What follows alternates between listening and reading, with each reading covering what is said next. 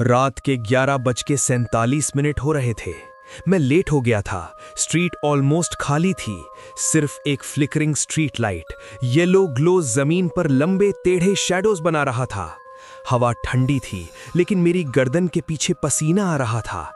मैंने फोन निकाला। 11:47 PM और उसी मोमेंट मुझे फुटस्टेप सुनाई दिए।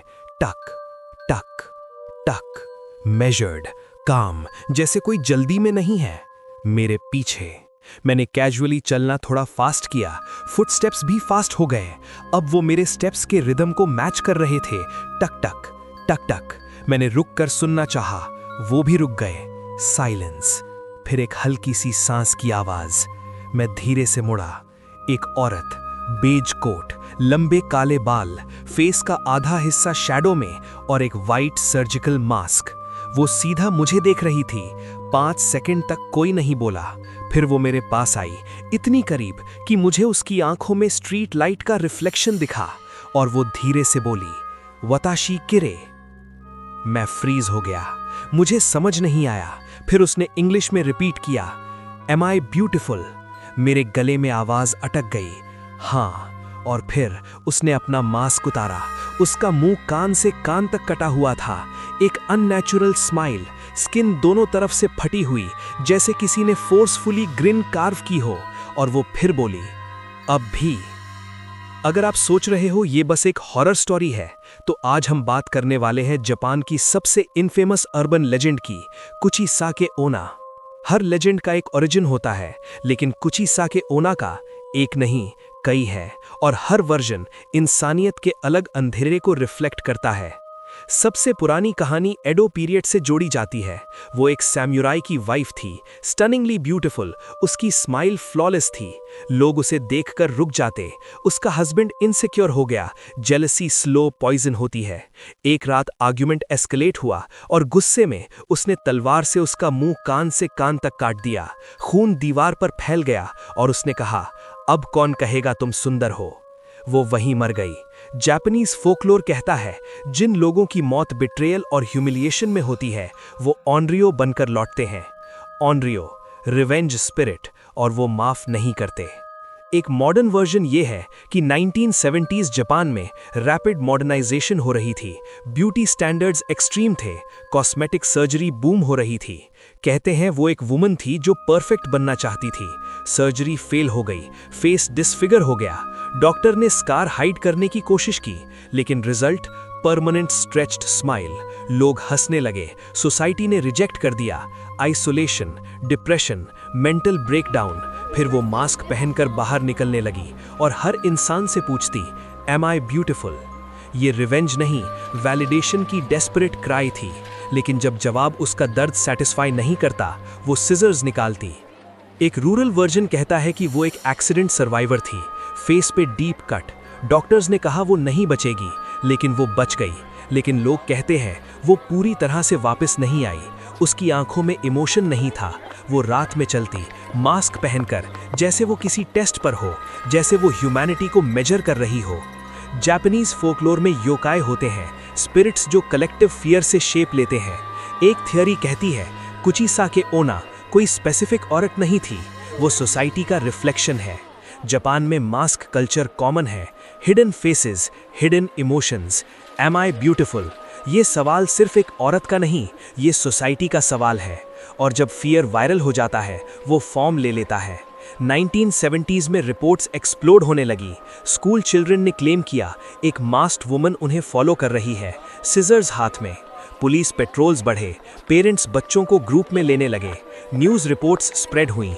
हर वाइट मास्क सस्पिशियस लगने लगा। ये सिर्फ फोकलोर नहीं था, ये मास हाइस्टीरिया था। एक 10-year-old गर्ल, स्कूल से घर। वुमन ने पूछा, एम आई ब्यूटिफुल? लड़की ने कामली बोला, यू आर एवरेज। लेजेंड कहता है वो कंफ्यूज हो गई और लड़की बच गई। इसीलिए एवरेज आंसर सर्वाइवल टिप माना जाता है। लेकिन हर स्टोरी में सर्वाइवल नहीं होता। एक adult office worker, late night train station, masked woman, next week missing, officially murder, unofficially Kuchisake Onna. इतनी स्टोरीज, इतने वर्जन्स, लेकिन सवाल वही है, वो थी कौन? चलो पॉसिबिलिटीज को एक एक करके देखते हैं। थ्योरी 1, ऑनरियो, बदले की आत्मा। जापानीज फोकलोर में एक कॉन्सेप्ट है ऑनरियो, वो स्पिरिट्स जो इंसल्ट, बिट्रेयल और अनबियरेबल इमोशनल ट्रॉमा के बाद लौटकर आते हैं। ऑनरियो नॉर्मल घोस्ट्स नहीं होते, वो अनफिनिश्ड इमोशन होते हैं, कंडेंस्ड हेट्रेड। अगर सैमुराई वाली कहानी सच है तो सोचो, एक औरत जिसे सिर्फ इसलिए मट्यूलिएट किया गया क्योंकि वो खूबसूरत थी, उसकी लास्ट मेमोरी क्या होगी? पेन, बिट्रेयल और वो सेंटेंस, अब कौन कहेगा तुम सुंदर हो। अब इमेजिन करो, सदियों बाद भी वो वही सवाल पूछ रही हो, एम आई ब्यूटिफुल? लेकिन वो वैलिडेशन नहीं चाहती, वो टेस्ट कर रही है। अगर तुम हाँ बोलते हो तो शायद वो तुम्हें झूठा समझकर पनिश करती है। अगर नहीं बोलते हो तो शायद तुम उस इंसल्ट को रिपीट कर रहे हो जो उसने लास्ट सुना था। इस थियोरी के हिसाब से कुचिसाके ओना एक एंटिटी नहीं, एक कर्स है, और कर्स का लॉजिक ह्यूमन लॉजिक जैसा नहीं होता। लेकिन फिर अगर वो सेंचुरीज पुरानी स्पिरिट है तो 1970s में सडनली पैनिक क्यों स्टार्ट हुआ? थ्योरी 2, ब्यूटी ऑब्सेशन और सोसाइटी का मॉन्स्टर। 1970s का Japan, rapid modernization, western influence, cosmetic surgery boom, perfection culture, mask culture common, public में स्माइल, प्राइवेट में प्रेशर। Am I beautiful? ये सवाल एक घोस्ट का नहीं लगता, ये सवाल सोसाइटी का लगता है। सोचो, अगर एक औरत का फेस डिसफिगर हो गया, प्लास्टिक सर्जरी फेल हो गई, लोग उसे देखकर डिस्गस्ट शो करते, तो सबसे बड़ा ट्रॉमा क्या होगा? फिजिकल पेन या लोगों का रिएक्शन? शायद वो अटैक रिवेंज में नहीं करती, शायद वो अटैक करती है क्योंकि तुम्हारा जवाब उसके लिए प्रूफ होता है, प्रूफ कि दुनिया सुपरफिशियल है। और अगर दुनिया सिर्फ आउटर ब्यूटी जज करती है तो वो दुनिया के फेसेस परमानेंटली चेंज कर देती है। सिजर्स एक वेपन नहीं, सिंबल है, स्माइल को फोर्सफुली स्ट्रेच करने का, जैसे सोसाइटी फोर्सफुली परफेक्शन स्ट्रेच करती है। लेकिन फिर सवाल, अगर ये सिर्फ सोशल कमेंट्री है तो रियल स्कार्स का क्या, मिसिंग पीपल का क्या? थ्योरी 3, मास हाइस्टीरिया या कुछ और। साइकोलॉजिस्ट्स कहते हैं जब रूमर वायरल होता है, फियर इमेजिनेशन को एम्प्लीफाई करता है। एक स्कूल चाइल्ड ने स्टोरी सुनी, फिर दूसरे ने सुनी, फिर तीसरे ने क्लेम किया, मैंने भी देखा। मास्क पहने हुए वुमन जापान में कॉमन है, लेकिन जब माइंड ऑलरेडी प्राइम्ड हो, हर वाइट मास्क मॉन्स्टर बन सकता है। ये फिनोमिनन मास हाइस्टीरिया कहलाता है। कलेक्टिव फियर एक शेयर्ड हैल्यूसिनेशन क्रिएट करता है, लेकिन मास हाइस्टीरिया यूजुअली विजुअल होता है, रिपोर्ट्स होती हैं, पैनिक होता है। लेकिन यहाँ प्रॉब्लम है, कुछ केसेस में लोग फिजिकली इंजर्ड मिले, faces cut, police files exist करती हैं, officially random assault, unofficially Kuchisake ओना। तो क्या ये हाइस्टीरिया है, या हाइस्टीरिया ने किसी रियल डिस्टर्ब्ड इंसान को मास्क दे दिया? क्या वो ओरिजिनली ह्यूमन थी और रूमर ने उसे सुपर नेचुरल बना दिया, या रूमर सिर्फ कवर था किसी और चीज के लिए? और फिर सबसे अनकंफर्टेबल सवाल, अगर ये सिर्फ साइकोलॉजिकल फिनोमिनन है तो मेरे चीक पर निशान कैसे है? अब वापस उस रात पे जब वो मेरे सामने खड़ी थी, मास्क पहने हुए, और उसने पूछा, अब भी? मैंने बोला, तुम एवरेज हो। 1 सेकंड, 2 सेकंड, फिर वो हंसी, स्लो, गटरल, टू लेट। मैं भागा, वो मेरे सामने आ गई, जैसे स्पेस उसके लिए फोल्ड हो रहा हो। सिजर्स की आवाज, कोल्ड मेटल मेरी स्किन पर, और उसने फुस्साने जैसी आवाज में कहा, अब तुम भी पूछो। फिर सब अंधेरा। आज भी मेरे चीक पर एक हल्का सा स्कार है। डॉक्टर्स ने बोला सुपरफिशियल कट। मुझे याद है वो सिजर्स। अगर वो सिर्फ लेजेंड थी तो ये निशान कैसे? अगर आज रात कोई मास्क्ड वुमन आपसे पूछे, एम आई ब्यूटिफुल, तो याद रखना, इस सवाल का कोई सेफ जवाब नहीं है।